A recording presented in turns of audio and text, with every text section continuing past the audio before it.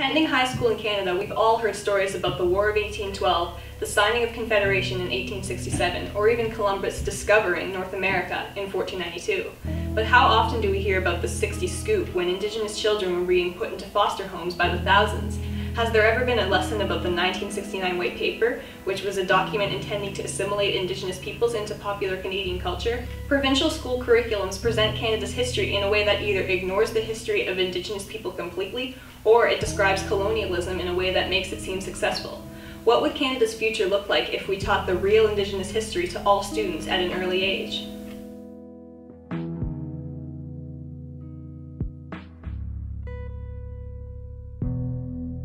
Both mass media and education play significant roles in illustrating the lives of Indigenous people and creating dangerous generalizations about the history through provincial education. Schools have the opportunity to define what it means to be Indigenous. They also have the power to influence the perspectives of students when it comes to settler colonialism.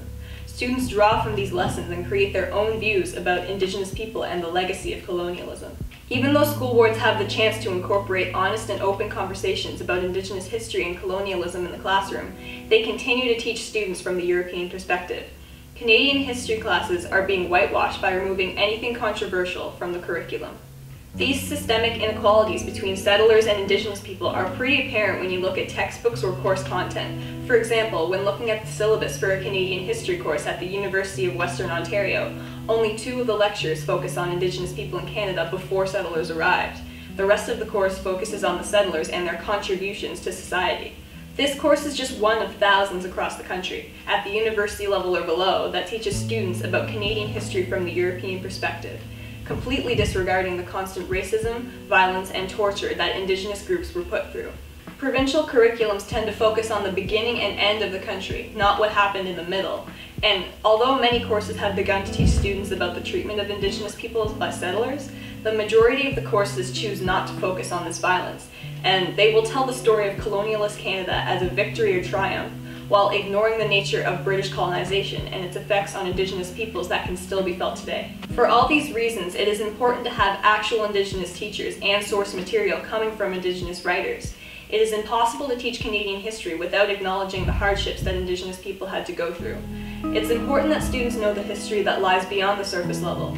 Even though this history might be upsetting for some people to learn, it shouldn't be concealed just because it's not some of our most proud moments as Canadians. Education is the perfect way to decolonize history. By teaching students Indigenous history from a young age, their perspective on Indigenous issues will change drastically. By bringing up disturbing events such as the residential school system or the 60 scoop, students will start to understand the violence that Indigenous people had to endure, and they might start to understand the intergenerational trauma that still lasts in communities today as a result of this history. A full understanding of these everlasting struggles is a very valuable perspective to have in this day and age. Canada was built on racism and arguably cultural genocide, rather than just the narratives of triumph and equality that are constantly fed to us in the classroom. By allowing Indigenous voices to teach this history, we can begin to push colonialism and Eurocentrism out of the limelight. By doing this, we can start to build a curriculum that better reflects the real history and not just the whitewashed version currently being taught. It's time to start displaying a true representation of Canada's history.